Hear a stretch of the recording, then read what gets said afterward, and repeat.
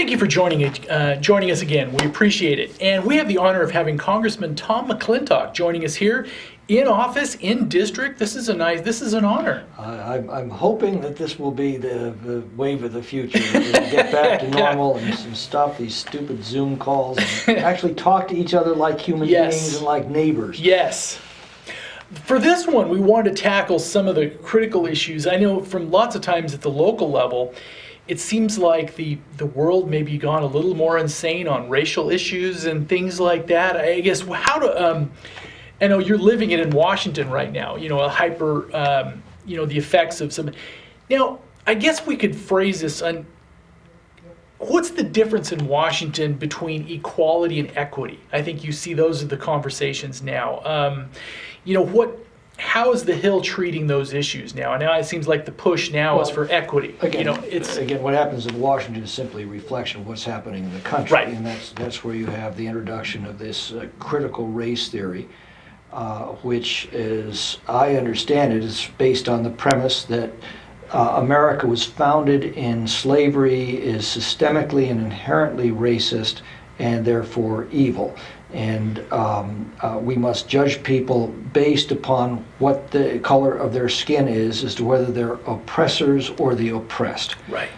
This is antithetical to everything that our country was founded on. You mentioned the difference between equality and equity. Very, very important difference. Equality is the American vision that we are all born equal. We are equal under the law. We have different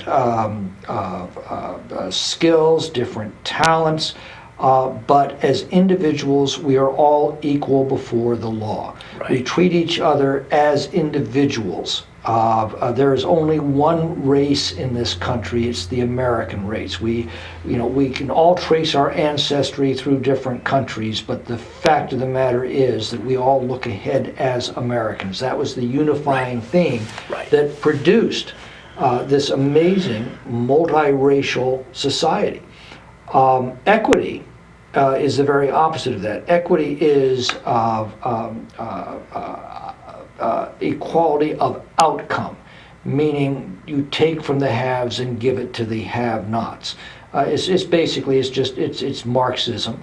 But it can be structurally destructive too. Highly destructive. You cannot have a multiracial society when you're teaching people to hate each other based upon their race. You create structural enemies. Yeah. And in many respects, that's you go back to the American founding. Yes, America was founded in a world in which slavery was common. Yes. But the American founders placed certain principles in our founding documents, in our Declaration of Independence, and in our Constitution, which, as Lincoln said nearly a century later, they believed would place slavery upon the course of ultimate extinction. Right. And that's exactly what happened. It's very interesting if you hear the debate over race today and go back to the debate on race in Lincoln's time. Lincoln had a remarkable debate with Stephen Douglas at Alton, Illinois in 1858. And in one part of that debate, he said, Judge Douglas tells us that the American founders, the principles of the Declaration, that all men are created equal, apply only to white men. He said, that is a lie. He says, I have looked very, very carefully at the writings of all of the American founders, and I have never seen an instance where they didn't attribute those rights to all human beings. It was never intended to be racial.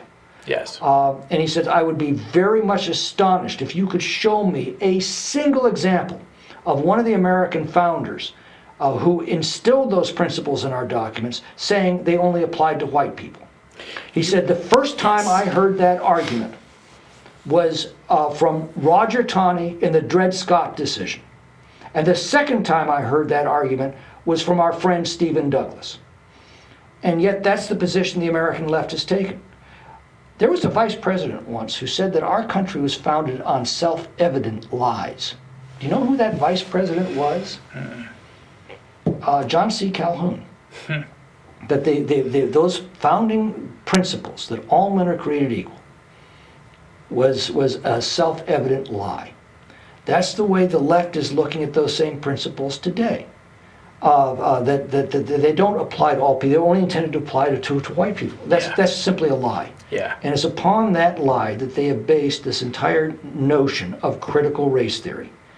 Is there racism in our society? Yes, there is racism in every society, yes, in every period of history. It is the baser side of our human nature. But no society, no nation has done more to ostracize and isolate its racists as Americans have. And this whole notion of systemic racism in our country, I find absolutely appalling and certainly destructive. In fact, Lincoln said at one point, any suggestion to the contrary, that these are principles that were intended to apply to all people and have applied to all people, he said, is evil in its tendency, if not in its effect. No, pardon me, is its intent. Yeah. And I think those same words could apply to this critical race theory today. It is evil in its effect, if not in its intent. How do we get back to? I mean, we know. I mean, it's not diminishing the races, the racism and stuff in our past. We know it was horrific. We fought a war. 600,000 people died for the Civil War to help eradicate some of our founding structural flaws. But how do we get back? Well, again, that wasn't again, I would look at it differently. Okay. Yes, this country was born in an era where slavery existed. Correct. But it was this country that placed principles in its founding documents. Right. That the founders were confident would ultimately mean its extinction, and they were right. Yes. And we were making such strides during the 1960s and 70s. Yes. To simply remove the whole concept of race from our collective consciousness. We were looking at it, and into the 80s as well. We were looking at each other as Americans, not as this race or that race. Am I crazy? The left has turned all that around. Am I crazy in thinking this? I may be, but I think that if you look at Barack Obama as an older man, I think that on his deathbed looking back, he could have been the embodiment of Martin Luther King and tried to promote a post-racial society type. Not post-racial, but we're always going to have, segments there. But he could have positioned himself as an embodiment, so to speak, of the ideals of an MLK. And don't you think there was a missed opportunity during his presidency to make it to where it was more of a post-racial? Leftist ideology rejects Martin Luther King's teachings. Right. Martin Luther King, his famous line was he dreamed of an age when our children would be judged on the content of their character, not the color of their skin. Right. What is the left preaching today?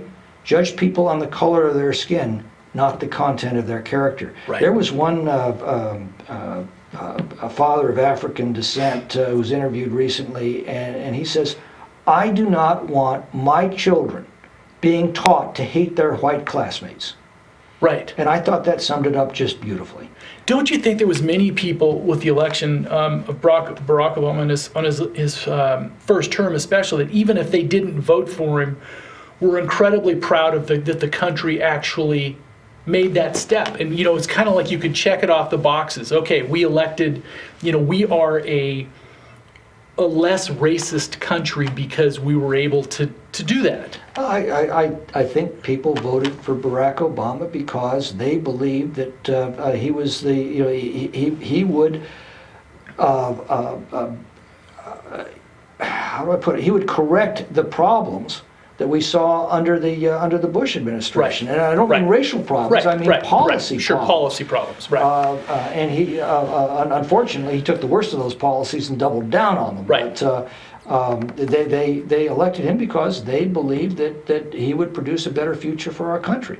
I didn't think so at the time. I don't think so in retrospect. Yes. But he wasn't elected because His father was African. He was elected because people thought he'd do the best job. Right. And looking at the alternatives the Republicans offered, I'm not sure they weren't right. I guess a little bit on this is, we're such a divided culture, especially on the racial issue, that it's hard to even have a discussion on it. But I guess the question is that used to be when I was growing up, and probably when you were growing up as well, is that we preached the melting pot. That was the thing where we preached that America was the great melting pot. You were no longer Irish or Italian. Yes, you maintained, you became an American by choice. How do we get back to how can we promote that again? How do we get back there? I think we're starting to see parents insist on it, like the fellow I just cited, and you see that in people of all races pouring into these school board meetings and say, enough, stop teaching our children to hate each other based on their race. We're Americans, we're proud to be Americans, and that is the only race that matters here. You're an American. Yeah. And by the way, you cannot have a successful multiracial society without taking that position. Right. Because otherwise, that's the point. Otherwise, you tear the country apart, and that's what we're doing. We're reaching into the dead past. We are then reviving its most malignant conflicts and reintroducing them into our society. That's not healthy. No. And the left knows that. Somebody made the point that the foundations of critical race theory are very much Marxist in their origin. And one commentator pointed out, the Marxists for years tried to divide the country based on class. And they discovered in an upwardly mobile society where you had a capitalist system where people, could live to their full potential. Everybody aspired to do better. And trying to divide us on class as Americans just didn't work. It might work in Europe, but it doesn't work in an upwardly mobile society like America, a society of opportunity, a society of talent, a society of individual merit. It just doesn't work. So what to do if you want to divide up the society and you can't do it by class? Well, they hit upon race. And right now it seems to be working. But again, I do see a very, very strong groundswell of opposition to this. Coming from all races within our country. And even in some ways, even at local level, all political, I think it's the other ones across political spectrum as well a little bit. I guess, I'll tell you something, all of my experience I've discovered, if you want to know who the racist is in a room, it's usually the first person that brings up race in a conversation. Right. And we were getting away from that again through the especially into the 1980s. We were getting away from that. We just stopped. Race simply became an irrelevant concept, like hair color or eye color or And unfortunately, it was revived by the left, and it for a while has successfully torn the country apart. But I think people are starting to get tired of this. And one thing you never hear much of is if you look at the census blocks on ethnic makeup, the box for mixed racial households and mixed racial children. One of the largest growing segments of our population now are children of mixed race. Oh yeah, well, and it's it's well, and advance say 10, 15 generations into the future. People are going to be looking back at this as simple insanity. Well, we're all human beings, and at that point, I think you're going to see there's basically one race. It's the human race. Right, and we're all going to be some little shade of slightly darker. But for now, we can at least in our country try to restore the principle that the one race is we're Americans. Right. And that's what holds us together. That's what unites us. And what color our hair is, what color our skin is, what color our eyes are, make no difference at all. In Washington, how is that conversation going, so to speak? Well, once again, like everything else we've discussed, it's the American people that are awakening to the dangers that these developments and these policies and these movements are posing. It hasn't yet been translated into Washington, That takes an election cycle or two. Right. Sometimes 3 or 4. Right. But I tell folks all the time, the debates going on in Washington, that's an illusion. That they don't mean anything. That's just a reflection of the real debate that does matter. That's the discussion that goes on every day among the American people. That's the discussion that happens countless times every day over backyard fences and family dinner tables and coffee at Starbucks. It's Americans talking to Americans. I am confident that on so many of the issues we've discussed in this and other segments, the American people are awakening and are getting ready to set things right. But in order to translate that into what happens in Sacramento and Washington, it takes a number of election cycles, but I think we're moving in that direction now. A little bit on that is your district has a lot of rural communities in it, a lot of rural area. And, my business is news in a rural area, and one of the things that's always struck me is that, tell me if I'm wrong here, is I think the lens of rural America is an amazing lens to look at stuff. For example, in our communities here now, we don't expect to agree on everything. And some of my best friends, I disagree with them on almost everything politically. And in rural communities, we still know each other well enough on an analog basis to where if it's a community parade or who's helping out on something like this, you know who the people who are trying to push the ball forward and you know who the ones who aren't. But you talk to each other. We all talk to each other. But it's not divided by political party. Exactly. But the point is we actually have a great deal of fun talking these things out with each other. That's the way it's supposed to be.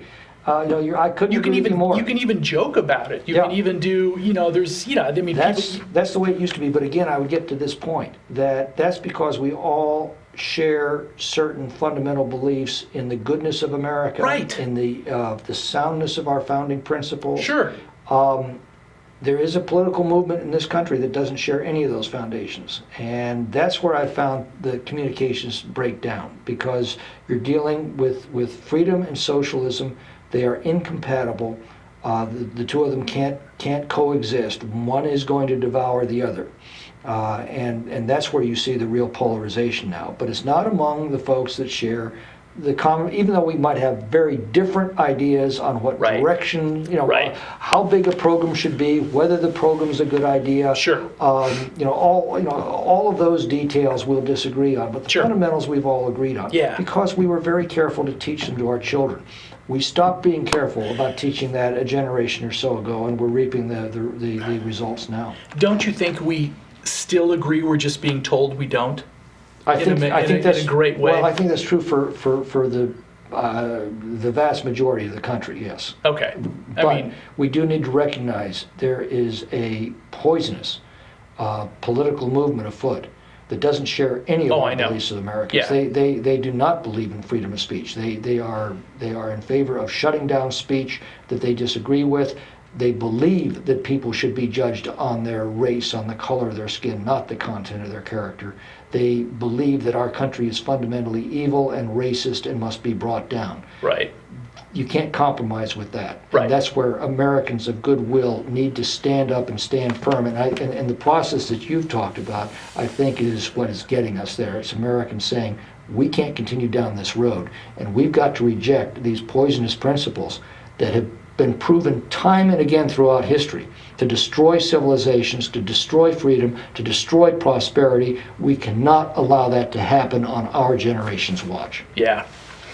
A little bit of a segue, but I thought it's kind of interesting the difference between rural and urban perspectives. And this one is on gun rights issues. And I had a conversation one time with somebody who is about as far left politically, really hard. But the interesting thing is because the lens of rural America on a gun rights issue, and this guy was really armed well, probably more than he needed to be. But I think it's the realism.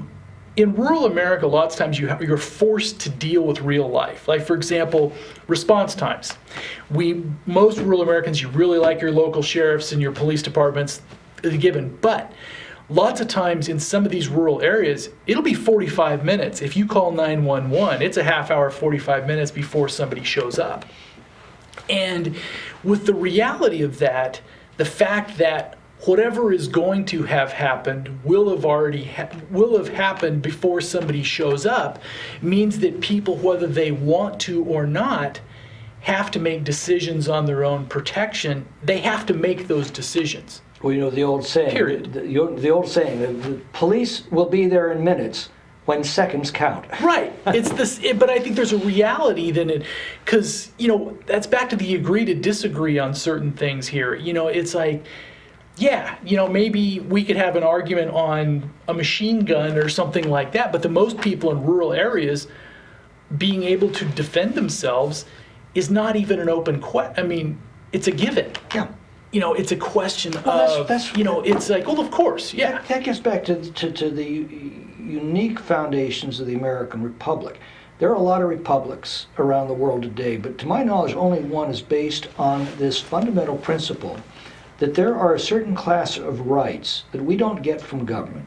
Right. And we know that. We know that inherently, because if there was no government, if we were alone in the world, we'd still have those rights. Yes. Well, what are they? Well, they're things like, the founders offered us some examples: life, liberty, the pursuit of happiness. Mm-hmm. Basically, the right to enjoy the fruit of our own labor, the right to our opinions and to express them freely, the right to our religious beliefs and practice them freely, the right to associate with each other on terms of mutual benefit. We know, just instinctively, that we'd have those if we were alone in the world. So obviously, if there's no government and we have those rights cannot possibly come from government. They come from what the founders call the laws of nature and of nature's God. Right. They are inalienable. They cannot be legitimately given away. They cannot be legitimately taken away. Right. Those are founding principles of our country. And they are the principles that keep us free. And the Bill of Rights doesn't create those freedoms for us. We already have those freedoms. It enumerates what already exists. Actually it pledges the government to defend them. Right. And that's the question that the American founders asked in that famous second paragraph of the Declaration, the self-evident truths. That all men are created equal, that they are endowed by their Creator with certain unalienable rights, that among these are life, liberty, and the pursuit of happiness, that to secure these rights, governments are instituted among men deriving their just powers from the consent of the governed. In other words, that right of self-defense we're born with, it cannot be legitimately taken from us. And the Second Amendment pledges our government to defend those rights. And so I've often said to people, well, what do you think would happen to your right of self-defense, your right to own a gun, if the Second Amendment were repealed?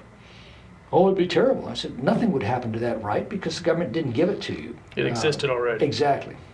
And I think that was Franklin's my favorite founding father, but one of the things is I think when they were drafting the Declaration, it was, when Jefferson had in there, we hold these truths to be sacred. And it was Franklin. Undeniable. Yeah, Franklin that tapped him on the shoulder and said, let's put self-evident, and I think it was, that was a genius thing because it was, because those were the rights that weren't given to you by God. That doesn't mean you don't believe in God.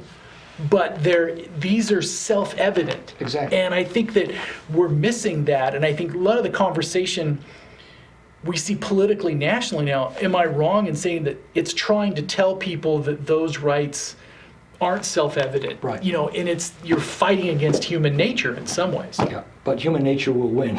We hope so. I think so. But yeah, the good news is they are self-evident. It helps sometimes to help people connect the dots.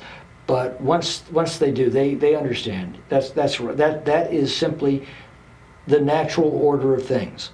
We have a right to our opinions. We have a right to defend those opinions from a government, from any power that would deny us those rights. We have the right to the fruit of our own labor. I mean, you can go through that list of things that we know we're born with. That's what equality under law means. We are all equal in our entitlement to those rights. There was you probably know the story better than I, but I thought it was kind of a nice thing about a founding father. I know when Franklin, when he was, I think this is after he had retired, but he funded a school for slave children, for African American children. And it's when he became an abolitionist, because they funded the school and he found out that from up close and personal, that those kids were not only learning as well, in some cases better than some of the other kids. And so he was faced with the fact up close and personal that there are no differences in us based on skin color, none. Right. Especially in the children, he saw from the school that he helped fund that, there was no difference. And that it was interesting to me, is I think I'm wrong, but I think that's when he became an abolitionist. That's when he started going, because later in life, Franklin was one of the first founders, he was, an active abolitionist. But that to me, founded the first abolition society in America. That's great. Yeah. Yep. Of many of the things that he started, but yes, for many, yes. But I guess I think we've got about 3 minutes now. How would you summarize for I guess the difference, what we've been talking about for this last half hour, and kind of where it can go, is the differences between the people, between equity and equality, as far as the conversations. I mean, where do you think we need to go? Back to the founding documents and those self-evident truths we've just Yeah. discussed. Yeah. This is not the first time our country has drifted from those principles. But the farther it drifts, the stronger those principles begin to pull us back. Right. That's the strength of democracy. In normal times, people don't pay a lot of attention to politics, I've observed. Right. And it's not apathy. It's They just, don't think they need to. well, they don't Yeah. need to, and they've got pressing things in their own lives. I mean, you get up in the morning, you get the kids ready for school, get them breakfast, get them off to school, go to work, come home, pick up the kids, take them to soccer practice, make dinner, throw a load of laundry in, maybe kick up your feet for a few minutes, and then go to bed and start the process over again. That Right. doesn't leave a lot of time for public affairs. Right. So democracies do tend to drift off course from time to time. But as they do, and they drift into danger, that's when you see the real strength of a democracy emerge. And it's just one by one, individual Americans sense the approach of a common danger, and they rise to the occasion. They begin to set aside all their personal affairs and Right. and devote their attention to setting things right. We just celebrated the 4th of July, and if you look back a year before that to Lexington and Concord, think about this. A brigade of British regulars marches up the road, absolutely decimates the colonial militia at Lexington. It just blows right through them. Continue on to Concord. But all that day, without cell phones and emails and text messages, somehow word spread throughout the local communities there, and individual Americans, Yes. farmers for the most part, Yes. took their muskets off the mantle, kissed their wives goodbye, and ran to line the road and to engage the most powerful military force on the planet, one that had just destroyed the local militia at Lexington. And that's what Americans do. They sense the approach of danger, they rise to the occasion, they defend their liberty, and they set things right. And I sense in the political field, that spirit is rising again. You could feel it start to rise back about 2010 or so. It receded, and it's now back very strongly now. And I do think that the next few elections are going to restore that American vision of freedom and opportunity and equality under law that's now so greatly at risk. Why? Because we have to, because it's our generation's watch. Yeah. We've been, think about what we've inherited. We didn't earn it. We didn't accomplish it. That's been accomplished by the 10 generations that came before us. Yeah. But we're its current stewards, and we have a responsibility to pass those principles in practice onto our children, intact and inviolate. And if we don't, the verdict of history is going to be very harsh. Thank you, Congressman. My Thank you pleasure. for your time. Thank you.